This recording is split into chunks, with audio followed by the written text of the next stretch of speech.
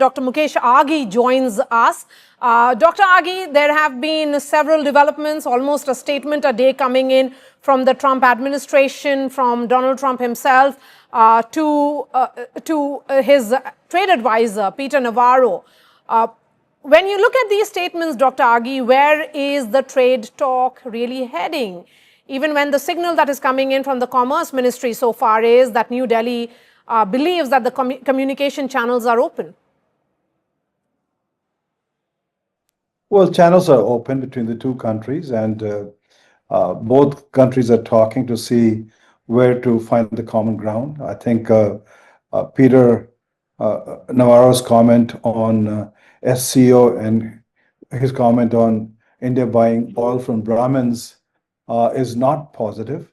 I think it's important that we maintain certain amount of decorum when we're dealing with two countries.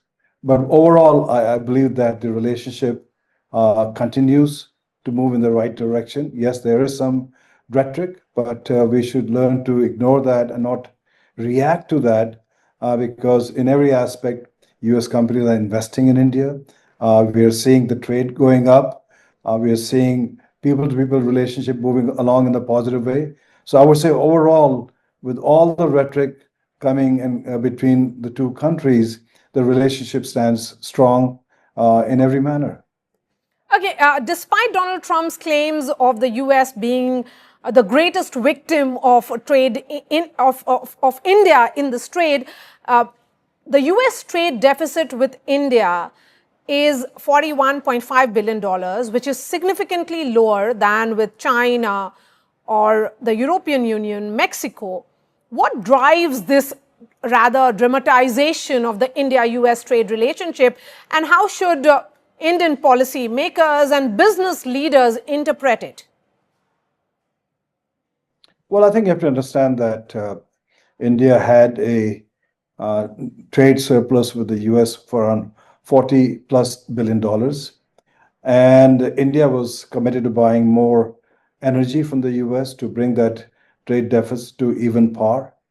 And that process was continuing. And suddenly we had through social comments coming from the president, then by Peter Navarro.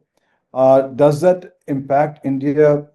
Yes, I'm seeing a lot of emotions here, but we are not seeing those emotions in the US arena. The companies are committed with India itself. They're looking at the investment, they're looking at the supply chain in every aspect. So I don't think there is much of an emotional impact we are seeing from the corporate America. But yes, here the media has gone into frenzy and reacting to every comments, every tweet coming in. But overall, I would say that India has reacted in a very, very dignified manner, trying to basically not react to some of the comments being made, keeping its focus down to maintaining the relationship and not dignifying some of the comments being made by people like Peter Navarro. So I think overall, with time, I would say emotions will come down and both sides will sit down and find a viable way to have a win-win value proposition between the two countries. Okay, then what is the most realistic path for India to protect its sensitive sectors, like agriculture and dairy then? Well, you have to understand, India was one of the first country to start negotiation with the Trump administration. And they basically were way ahead of everybody else. For whatever reason, the trade deal didn't close.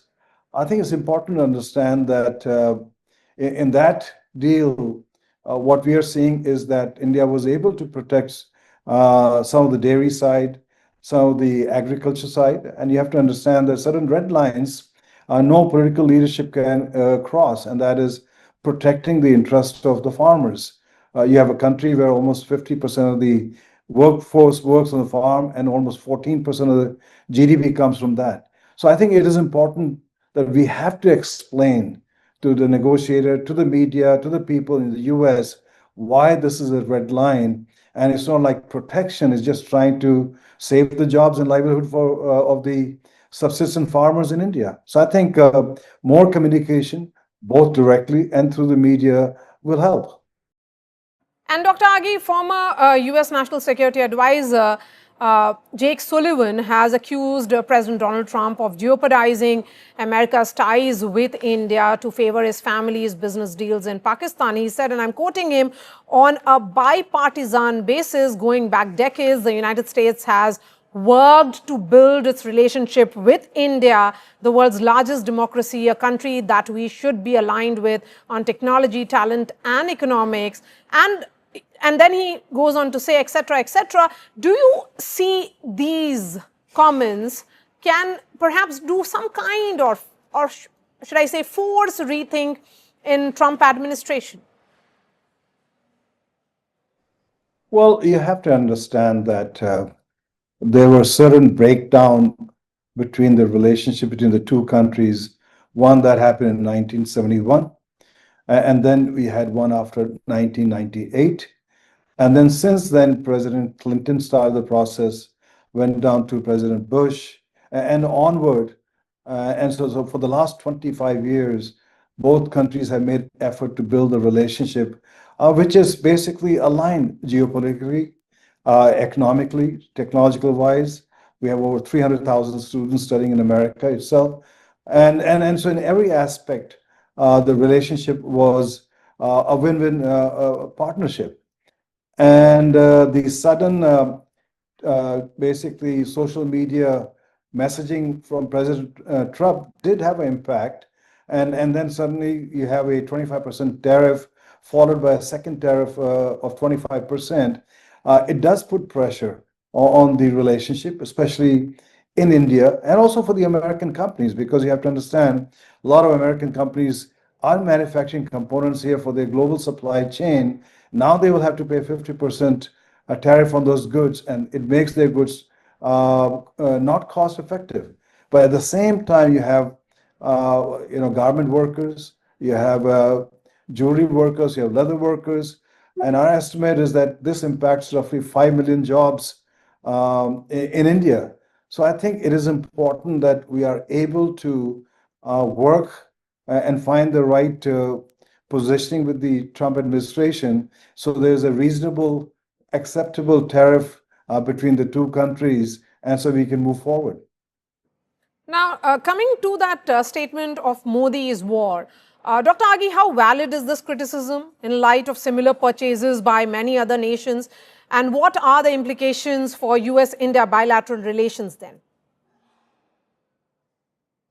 Well, I think the comments saying that this is Modi's war is incorrect. This is not India's war. There's no India's dog in this fight between Ukraine and Russia. Yes, with Biden administration, India was in fact coaxed into saying, "Hey, go buy a certain price point Russian oil. That's going to take the pressure off across the world and price point for the rest of the world itself." So on that basis, India moved ahead and started procuring Russian oil. Yes, China buys much more. When you look at European Union, their purchase of LNG coming in from Russia is in value much more itself. Yes, US has imported basically fertilizer and other aspect of goods from Russia. So I think to basically point the finger at India, I think is not right and incorrect. And it does have an impact on the sentiment and on the relationship. But I think what we have seen is substantial amount of maturity coming out of India, not reacting to those accusations, keeping his head down and trying to find avenues to keep on building the relationship. So I think to summarize, I think it's unfortunate those comments were made and they were inappropriate. And given the actual numbers for US trade deficits with major partners, China $270 billion, European Union $161 billion, Mexico at $157 billion, etc., etc., why does the US political narrative so frequently then single out India? And what impact do you think it'll have on trade negotiations? Well, I don't know why India is being picked up because, yes, China, Canada, Mexico, others have a much, much bigger trade surplus with the US. Yes, US would like to bring that surplus down, and that's the whole objective is put in tariffs so you can bring the surplus, it's a deficit, US deficit on the trade side further down itself. Um, India gets uh, basically uh, pointed by the trade negotiator, but more from the White House. And I think that's not healthy because it just kind of leaves a bad taste among the negotiator that if you're talking a trade deal between the two countries and you start throwing in some of the social media, true, I mean, so on the Truth Social also, talking about that India is fueling the Russian war, I think that does not help. And it is important that we just basically, as India has done rightly, ignore it, stay focused, and then get the trade deal done. In terms of timeline, where do we stand in the India-US trade talks? How soon do you think it will materialize?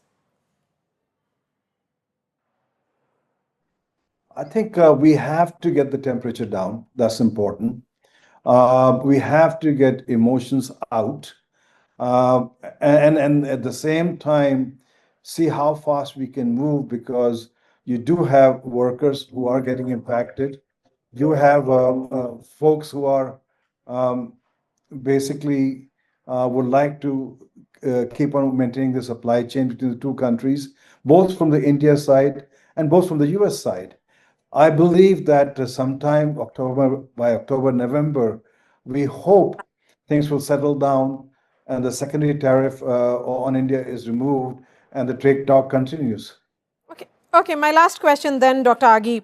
Uh, do you think the trade talks will proceed only? Is there a condition, a possible condition that if United States decides to remove that punitive tariff of 25%, which is being called as Russia tariff? I think it'll be helpful. I think it'll send a message that US is serious about trying to make a deal with India, just like with other countries. I think it also basically sends a message that the relationship is not just about tariff fear, or relationship is not just about leveraging India to put pressure on Putin itself. I think relationship is much broader and deeper, and it's important that we maintain the momentum on building this partnership both for the near and the long term.